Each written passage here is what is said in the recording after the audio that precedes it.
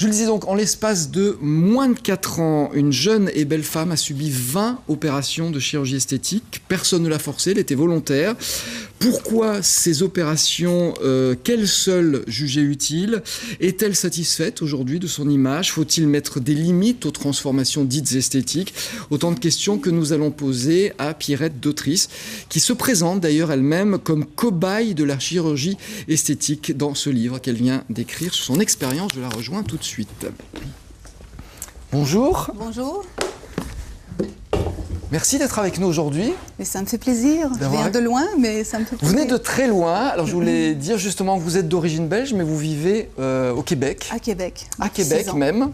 Et donc vous venez de publier ce livre dont le titre est L'opération esthétique. Il y a un sous-titre qui rappelle ce que je viens de dire.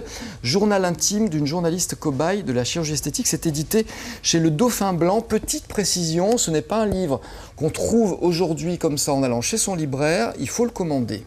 Pour quelle raison, tiens, d'ailleurs?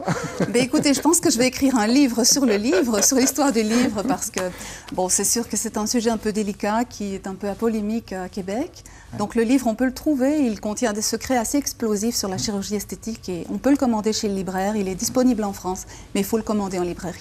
Alors justement, est-ce que c'est sur la chirurgie esthétique en général ou est-ce que c'est sur la chirurgie esthétique telle qu'elle est, j'allais dire, non pas utilisée, mais pratiquée dans le pays d'où vous venez, c'est-à-dire le Québec?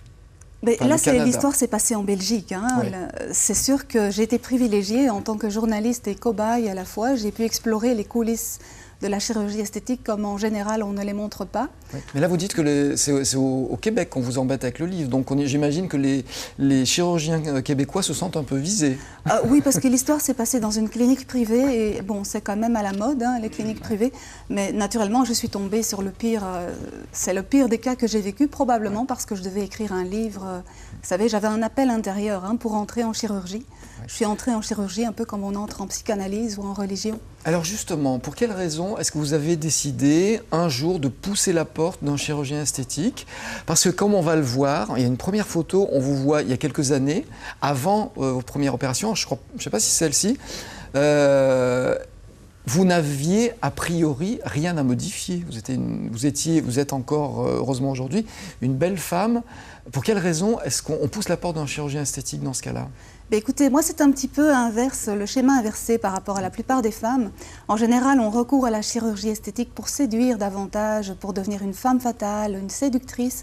Or moi j'étais une séductrice avant. Je connais l'univers de la femme fatale, il est absolument désertique. C'est un désert affectif et franchement il n'y a vraiment rien d'intéressant à être ni une femme fatale ni un séducteur. Un séductueur comme je les appelle dans mon livre. C'est justement le côté paradoxal, c'est que vous étiez en permanence dans la séduction et pour ne plus séduire, vous vous êtes dit je vais me faire opérer, en fait pour devenir moins belle, moins séduisante? Non, en fait une séductrice, il faut savoir, vieillit assez mal parce que l'amertume, toute la rage intérieure qu'elle a s'exprime forcément sur le visage.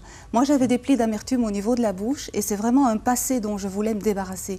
Je voulais recommencer ma vie, vraiment, j'ai une jeunesse qui était abusée et puis avec la chirurgie, je voulais réparer, je voulais avoir une nouvelle jeunesse. On sait que vous avez un passé qui est un petit peu chargé, si je puis dire. Vous avez perdu votre père assez tôt, votre non, maman. Mon père est vivant. Il est vivant, pardon. Oui. Ah, écoutez, il faudra que je relise le passage. Votre maman s'est suicidée, je crois. Oui, maman s'est suicidée. D'ailleurs, les opérations ont commencé juste après. C'était vraiment une hérédité très lourde à porter et dont je ne voulais pas me charger. Donc la chirurgie et la psychanalyse m'ont permis de vivre un parcours, c'est vrai, assez unique, mais qui peut aider des milliers de gens aussi à connaître mieux le monde de l'image. Alors vous vouliez effacer certains traits de vos visages qui, comme on l'a compris, montraient des choses que vous aviez vécues, que vous ne vouliez plus voir ou oublier. Voilà, c'est ça. Il ne s'agit pas de dysmorphophobie. Dans le miroir, c'est sûr que on voit des choses que d'autres personnes peuvent très bien ne pas voir, mais moi je voyais mon passé de tueuse, de femme fatale, et qui est vraiment encensé par les médias actuellement. Vous ouvrez n'importe quel magazine, c'est comment devenir une séductrice. Donc les femmes sont maintenues dans ce rôle-là. Et une jolie femme peut peut éprouver une douleur extrême parce que l'homme, le séducteur, ne lui permet pas d'être elle-même.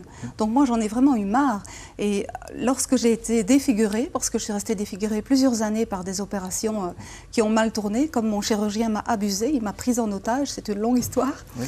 Alors justement, un petit mot sur la relation entre la patiente et le chirurgien, sans peut-être en faire une généralité. Bon, vous, c'est un cas extrême, on peut le dire. Vous l'avez dit vous-même, vous êtes tombé sur vraiment le pire sur lequel vous pouviez tomber, mais vous avez rencontré plusieurs chirurgiens esthétiques.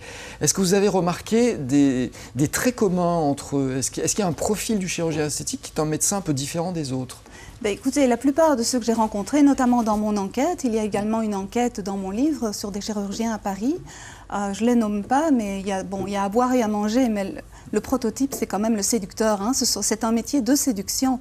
Donc moi, j'entrais en chirurgie esthétique pour en terminer avec mon trip de séductrice. Et en fait, vous êtes retombée en plein dedans. Ben, le chirurgien a voulu me faire jouer ce rôle parce qu'il est tombé amoureux de moi.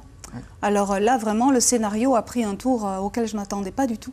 Alors là, on va dire aussi que c'est peut-être pas le cas, c'est pas une généralité non plus. Absolument pas. Les chirurgiens esthétiques ne tombent pas forcément amoureux de leurs patientes. En revanche, sur ce profil, c'est quelque chose que vous avez constaté, sont vraiment des chirurgiens ou des médecins à part des autres. Ils ont une relation avec leurs patientes qui est différente du médecin classique, j'allais dire. Ben, celui sur lequel je suis tombée est un redoutable séducteur. J'étais la 5e femme abusée dans la clinique. Et bon, il faut savoir que les femmes abusées ou défigurées se cachent. En général, elles ne parlent pas. C'est des choses qu'on cache parce qu'aussi, il est facile d'être traité de phobie, de problèmes psychologiques. Mais moi, j'avais rien à perdre. Je suis journaliste en plus. Donc, il fallait que je voie le pourquoi de ce comportement chirurgical aussi. J'espérais une honnêteté de la part de mon chirurgien. Je n'ai pas souffert des liftings cumulés, mais de la malhonnêteté du chirurgien. Bon, il y a eu quand même une souffrance. Comme vous l'avez dit, vous avez été défiguré pendant plusieurs années. Je ne sais pas si on a vu les images où on va les voir. Ça, c'est vous avant. Ça, c'est peut-être après une première opération. Là, c'est après 2 opérations. J'en étais à ma première chirurgienne. Oui. Donc là, elle m'avait fait un lifting cervical et un mask lift. Le mask lift, ça vous reprend tout le haut de la tête. Ouais. Donc j'avais vraiment la totale. Là, effectivement, le résultat est un petit peu catastrophique. Absolument. Là, j'ai commencé des liftings de la bouche parce que l'idée, c'était de redresser les plis d'amertume autour de la bouche. Ouais. C'était ce qui me complexait le plus. Puis on est arrivé avec une opération expérimentale qui est celle des implants temporaux. Donc je suis la seule personne au monde, je pense, à porter des implants au niveau des tempes. C'est-à-dire que la forme de votre tête ne vous convenait pas, vous le dites d'ailleurs, vous avez une tête en forme de poire. C'était pas évident, franchement, quand on voit les photographies de vous avant les opérations. Mais dans ce cas-là, c'est ce qu'on a dans la tête qui est important. Mais écoutez, je suis née par forceps, donc ça avait fait des creux au niveau des tempes. Et avec mes coiffures élaborées jusqu'à 40 ans, vraiment, j'en avais marre. C'était de laquer, maquiller, c'est pas une existence. Alors quand on vit avec le visage qu'on a sur une de ces photos, c'est vrai qu'on se dit que ça doit être difficile au quotidien. Comment on arrive à surmonter ces moments-là ? Ben écoutez, mon univers, c'était le miroir et les livres. Je lisais et puis je me regardais dans le miroir pour vraiment rester dans ce rôle de séductrice. C'était épouvantable. Il n'y a pas un moment où on a envie de casser le miroir ? Absolument, mais c'est ce que j'ai fait. Ouais. Je suis allée au-delà du miroir et je vais vous dire que c'est lorsque j'ai été défigurée que j'étais là. Enfin, maintenant, je suis très heureuse, mais j'ai découvert vraiment l'amour. J'étais plus aimée par les hommes quand j'étais défigurée que lorsque j'étais séductrice. C'est ça le message du livre. Ben, le bistouri n'embellit pas une femme, il gomme les années. Il répare, mais l'âme y inscrit la beauté. C'est l'âme qui inscrit la beauté sur le visage. Et l'amour repasse plus les traits que le bistouri. Oui. Il y a beaucoup de choses qu'on ignore en chirurgie esthétique, alors je me propose de les expliquer, en tout cas comme je l'ai vécu. Un petit mot peut-être sur, on a parlé de votre motivation qui était, il est vrai, un petit peu particulière. La motivation des chirurgiens, c'est quoi à votre avis? Est-ce que vous avez constaté, vous en tout cas? C'est un peu difficile de généraliser, mais ils sont aussi prisonniers d'un rôle. Il y a maintenant certains chirurgiens qui commencent à parler plus de psychologie. Bon, il y a encore une scission entre les psychanalystes et les chirurgiens. Il est temps de réconcilier les psychologies et la chirurgie esthétique. C'est un des messages de mon livre également. On a un petit peu l'impression que c'est le tiroir caisse qui est la priorité avant la psychologie de la personne qui arrive dans le cabinet, mais c'est plus complexe que ça. C'est un univers extrêmement complexe et c'est sûr que le milieu de l'image, c'est toujours l'argent qui prime. L'argent, la façade et l'image. Or, la chirurgie esthétique a une valeur plus sacrée. C'est sûr que le livre est un peu avant-gardiste parce qu'il n'est ni pour ni contre quelque chose, mais je propose une vision plus humaniste de la chirurgie esthétique. Non, puis il remet en question les valeurs de notre société actuelle, sur laquelle l'image est la base de pratiquement tout. Oui, oui, puisque je viens de là, j'étais séductrice. Or, la plupart des femmes, quand elles voient mes photos avant, elles disent « Ah, mais ça, c'est mon idéal ». Mais regardez l'énergie entre mes photos avant et celles actuelles. Vraiment, elles sont plus lumineuses actuellement. Avant, c'était noir, c'était la femme fatale, la destructrice. Il n'y a aucun intérêt à être comme ça. Qu'est-ce qu'on s'emmerde.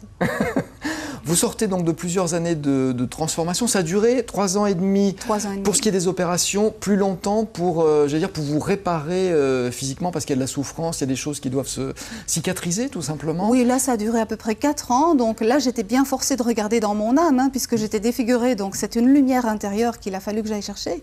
Et c'est cette lumière qui a captivé justement les gens que j'ai rencontrés. J'étais aimée alors que j'étais défigurée. Pour moi c'était tout nouveau. Oui. Alors comment globalement on ressort d'une expérience comme celle-là? Je pense que si tous les journalistes s'investissaient autant dans une enquête, j'imagine que c'est pas un travail facile. Mais à l'arrivée, vous vous sentez comment et quel regard est-ce que vous portez sur cette expérience un petit peu étrange tout de même? Écoutez, quand j'ouvre mon livre, je me dis c'est pas possible, c'est une autre femme. Et effectivement, ce que j'ai vécu, c'était j'ai 2 vies là. C'était la séductrice et puis la femme que je suis aujourd'hui qui est très heureuse. Et puis, plus jamais je voudrais entrer dans un rôle comme ça. Je dis aux femmes, réfléchissez avant d'aller en chirurgie esthétique. Quel est votre enjeu de base? Justement, je vais vous dire, quel conseil est-ce que vous donnez à des femmes qui aujourd'hui se posent la question parce qu'elles ont quelques rides, parce qu'elles se sentent moins séduisantes? Je dirais, n'écoutez pas les autres, suivez votre âme. Suivez votre appel intérieur. Moi, c'est un appel intérieur. Je ne regrette aucune des chirurgies parce qu'il fallait que je passe par là pour découvrir aujourd'hui. C'est un cas extrême, mais ça me permet d'expliquer aussi ce qui se passe. Mais suivez votre âme, surtout. Dernière question, est-ce que vous envisagez éventuellement un jour de recourir une dernière fois à la chirurgie esthétique? On se dit que non, après ce que vous venez de dire, mais est-ce que c'est sûr? C'est drôle parce qu'un chirurgien parisien m'avait dit « Oh, écoutez, c'est une horreur. La Belgique, c'est préhistorique au niveau de la chirurgie esthétique. On vous a fait un lifting à moitié dans le cou, alors que le visage est bien tendu. » Et moi, je ne m'en étais pas rendu compte, mais ce chirurgien avait dit « Dans quelques années, il faudra recommencer un lifting cervical parce que le cou n'a pas été fait. » Donc, vous n'avez pas peur de retomber dans un... Absolument pas. Ah non, là, ce serait vraiment une coquetterie. Puis aussi, ça m'ennuie parce que quand je tourne la tête, j'ai l'impression qu'il y a un ourlet qui lâche. Donc, c'est très désagréable. Il y a des choses qui sont dans la tête parce que, sincèrement, moi, je peux vous dire, vous êtes parfaite comme ça. Moi, je vois rien de spécial à votre cou. Je n'ai pas de problème, je suis très heureuse. Et puis, le miroir est vraiment passé au 2e plan. Je le regarde une fois par jour, puis ça se termine. Merci d'avoir fait ce petit passage chez nous aujourd'hui. Donc je rappelle ce livre qui est très bien écrit. Moi j'ai été... on se dit qu'on a affaire à quelqu'un de brillant quand on lit ce que vous écrivez. Ça s'appelle L'Opération esthétique. Journal intime d'une journaliste cobaye de la chirurgie esthétique. C'est aux éditions Le Dauphin Blanc, comme je vous l'ai dit tout à l'heure. Il faut demander à votre libraire de le commander si vous voulez le lire. En tout cas, le gagnant à notre jeu d'aujourd'hui l'emportera en cadeau. Merci encore. Pierrette Dautrice. Oui, si je peux apporter une précision, si jamais il est difficile à commander au niveau du libraire, allez voir sur mon site internet, vous avez tous les moyens de l'obtenir. J'oubliais, il est votre site, le lien sur votre site et sur notre site internet au www.france3.fr. Vous allez sur Rhône-Alpes Auvergne et sur C'est mieux le matin. Merci encore.